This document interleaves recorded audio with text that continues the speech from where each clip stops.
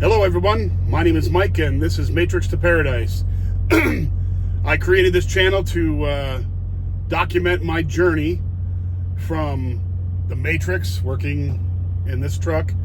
I just so happen to be truck driving, but to document my journey from working to retiring, basically, and living the life that I want to live, doing the things that I want to do.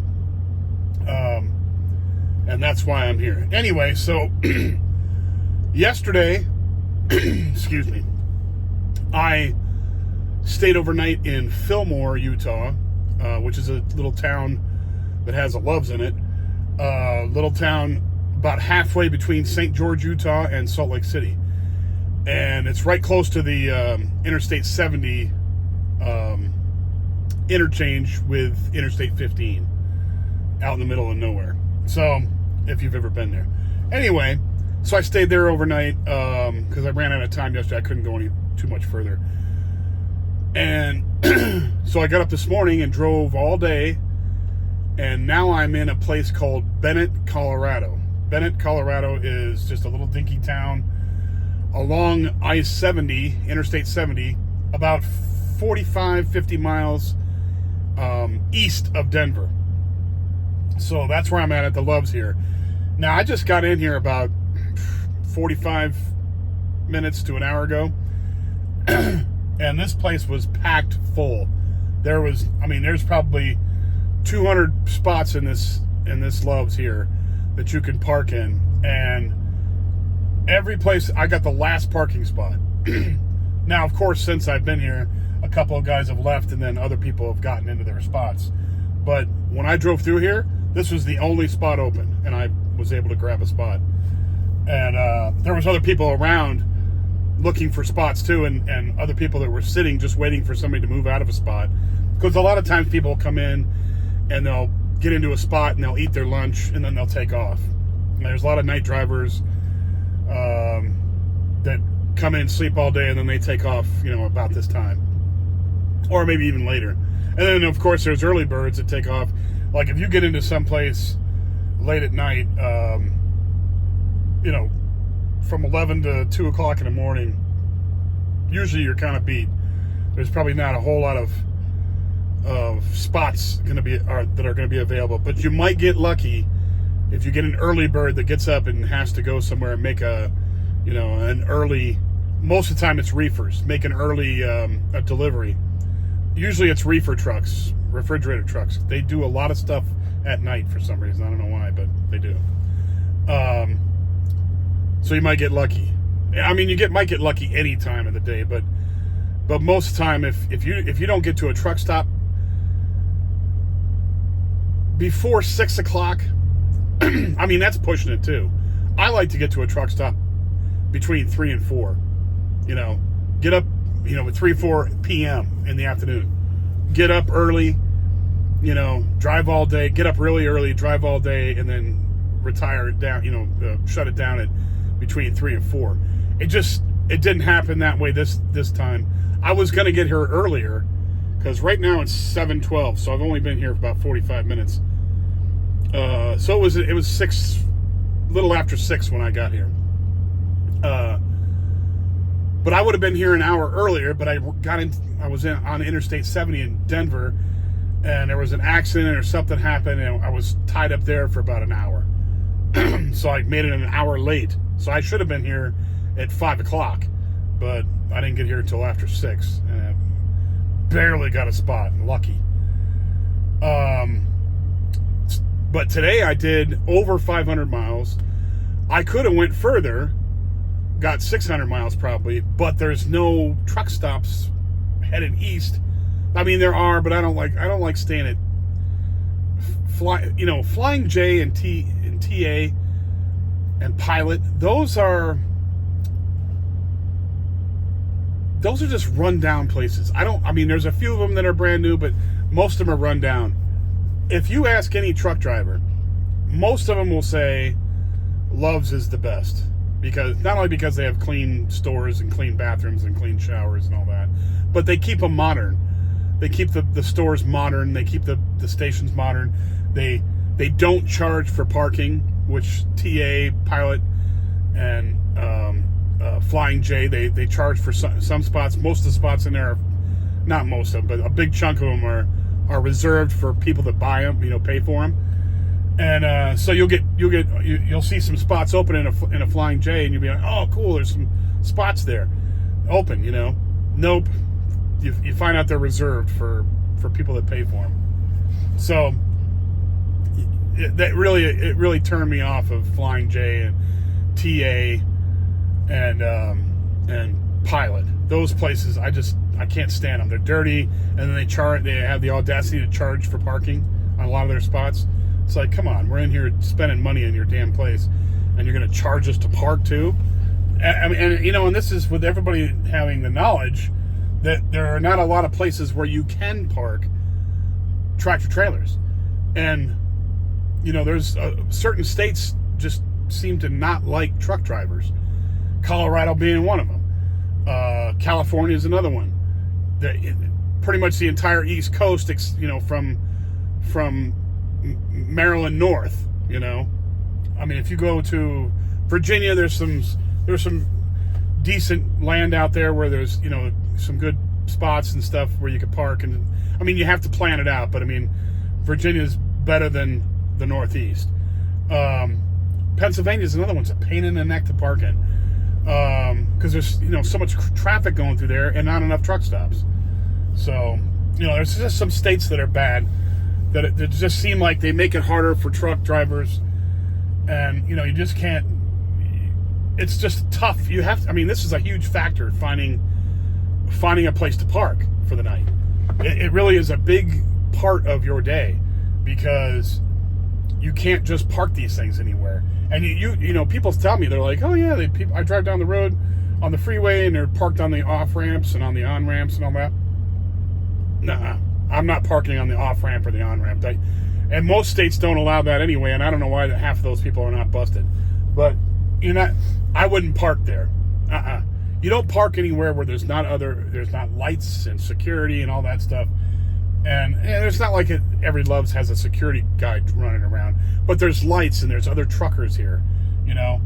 For somebody to screw around with you, there's a lot of people around. All you'd have to do is hit the alarm and freaking, blow the horn, and people will be waking up and wondering what the hell's going on. So, it's just better to park in a truck stop. So that's why I like to get up early and then get into a truck stop while there's still spots. And everybody's trying, we're all out here hustling, trying to make a living.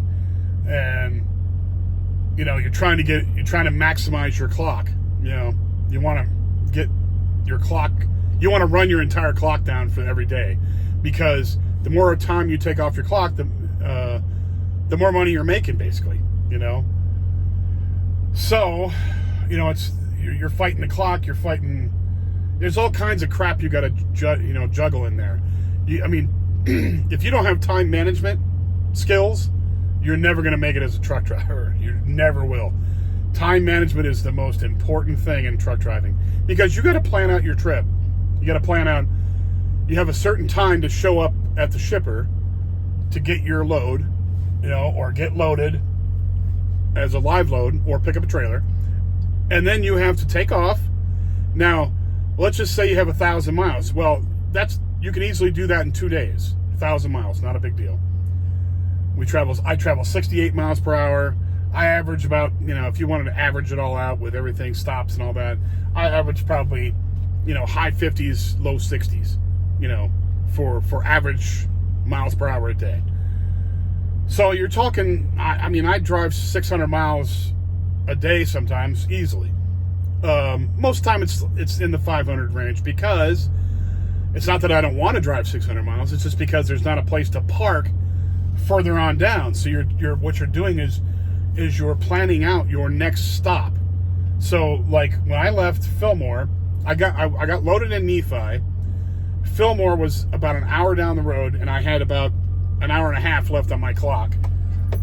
And so I was like, okay, well, I'm going to take 1 hour off of my trip right there. Boom. So I headed out, went down to Fillmore, Utah, and I stayed overnight. There was parking spots there, and I knew there would be, because it's out in the middle of nowhere, and you'd have to actually be going from Salt Lake to somewhere, or someplace up to Salt Lake on I-15, which there's not as many. There's a lot more truck stops on that route, so than normal for heavy traffic stuff. But anyway, there's spots there. So anyway, I took an hour off that. So then I had about it was about 1,100 mile trip to where I'm going in Kansas City. So Nephi down to Fillmore, I took about 65 miles off. And then from Fillmore to where I'm at now, is about 530 something miles. I think it was 530 something miles if I remember correctly. And so then that leaves me with, roughly 500 more miles left, rough in that area, maybe 550, somewhere in that area. So what I do is I plan it out for, you have to stop in the middle somewhere. I planned out for Bennett, Colorado, which it was within my time range to drive here. You got to leave yourself a little cushion, in case you get running like I did today. You run into an accident and the traffic's backed up and it takes you an hour to get through it. You have to have that cushion in there, because if your clock runs out, you're screwed. You're going to get in trouble. So I had a cushion in there, no problem. So tomorrow, I know I'm going to Kansas. So now, Kansas is not as busy as Denver for truck drivers going across here. I don't know why, but they're not. And I think the thing is there's a lot more truck stops on Interstate 70 going east into in Kansas. So believe it or not, so there's a lot more places to park for people. So I have planned to go as far as Topeka tomorrow, which is about 500 miles. And then I'm going to stop there. And this load is not supposed to be delivered until the 29th. And today's the 26th, right? Yeah, today's the 26th. So tomorrow, I could have delivered tomorrow. I could deliver it. I mean, I could take it there, and I don't know if I could deliver it as far as if they would allow me to deliver it, but because in my tablet where I get my load information, it says it's due on the 29th. But since I've already run down my clock, my 70-hour weekly clock, I've already run it down to 19 hours. So tomorrow I'll probably drive 10 hours. So I'll be down to 9 hours, okay, left on my clock, which is not that much.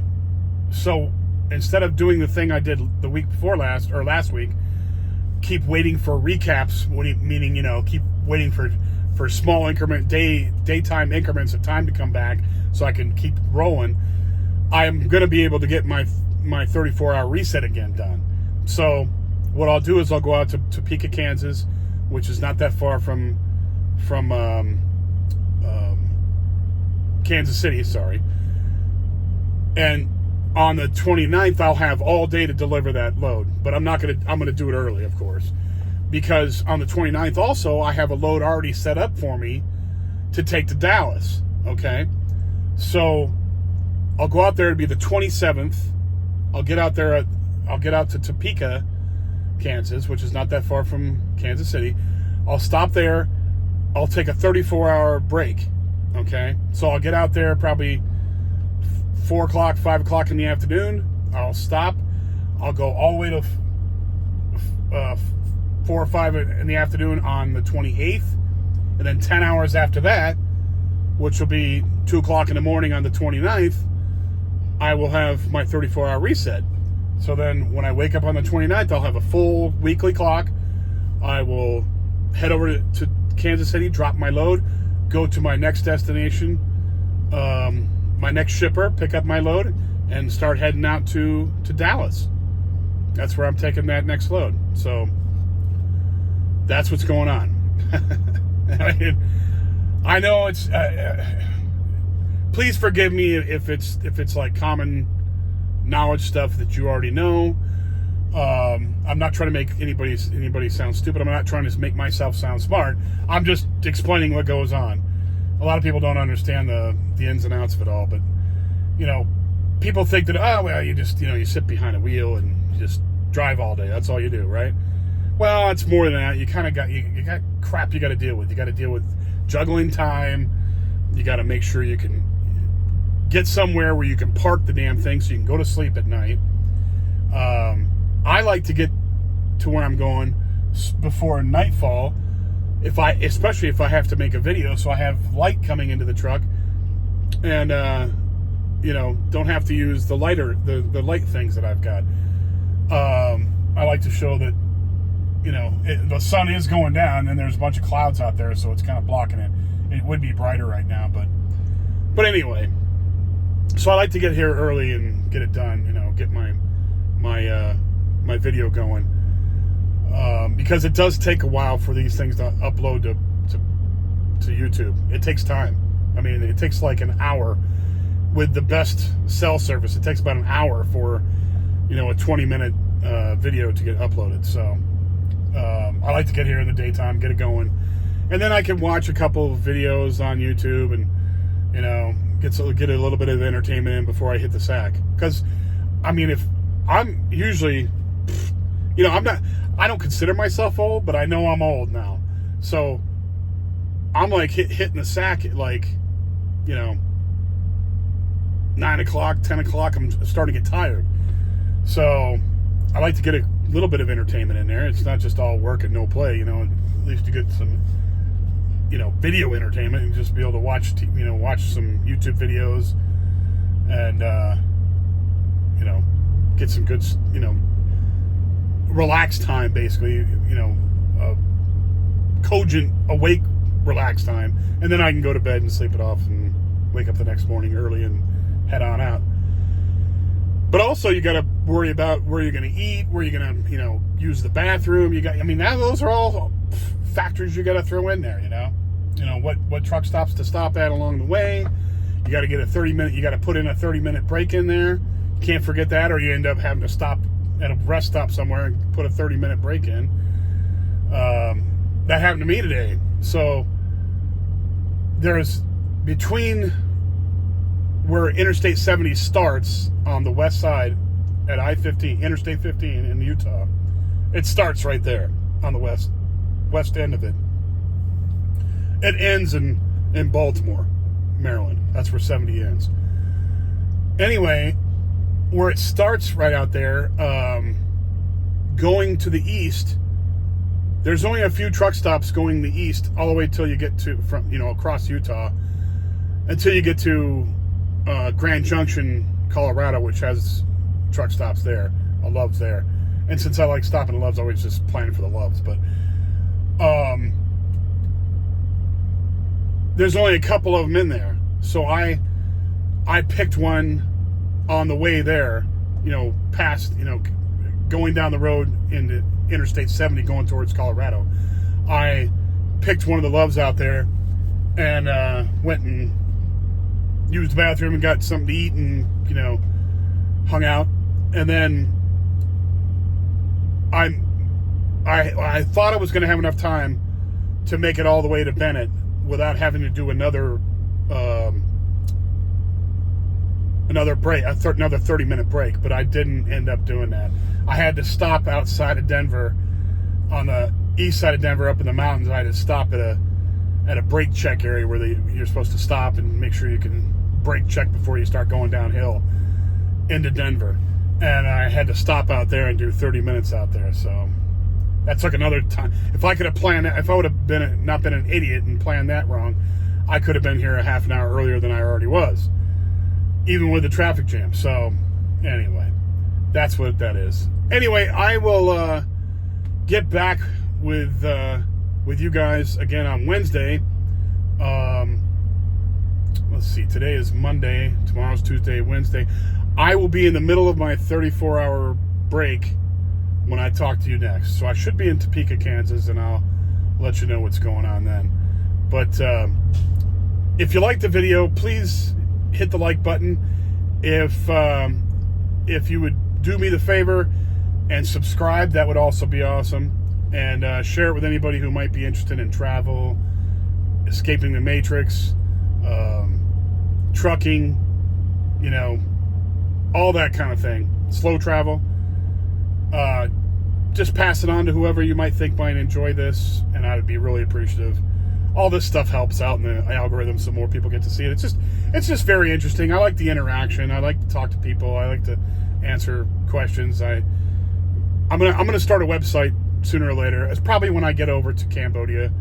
I'll start a website and then you know, put all my stuff up there too. But anyway, I appreciate you guys all watching, and I will get back to you on Wednesday. Thanks very much, and bye now.